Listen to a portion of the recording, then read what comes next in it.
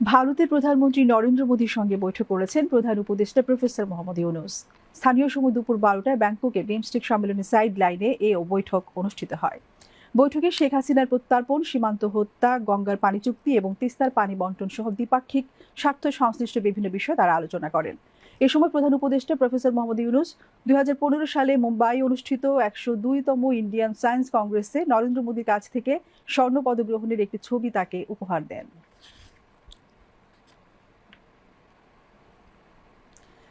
ভারতের প্রধানমন্ত্রী নরেন্দ্র মোদী ও প্রধান উপদেষ্টা প্রফেসর মোহাম্মদ ইউনূসের দ্বিপাক্ষিক বৈঠক শেষে প্রধান উপদেষ্টা প্রেস সচিব শফিকুল আলম বিটিভি নিউজকে দেয়া একান্ত সাক্ষাৎকারে জানান, দুই নেতার মধ্যে অত্যন্ত গঠনমূলক ও ফলপ্রসূ আলোচনা হয়েছে। মাননীয় চিফ অ্যাডভাইজার মহোদয় ইন্ডিয়ার প্রধানমন্ত্রী শ্রী নরেন্দ্র মোদীর সাথে বৈঠক করেছেন এবং বৈঠকে আমাদের সাথে যে পারস্পরিক স্বার্থ সংশ্লিষ্ট যতগুলো ইস্যু ছিল সবগুলো নিয়ে কথা হয়েছে এবং আমরা আমাদের যেগুলো স্বার্থ সংশ্লিষ্ট যতগুলো বিষয় ছিল সবগুলো বিষয়ই আমাদের চিফ অ্যাডভাইজার মহোদয় সেই মিটিংয়ে বলেছেন।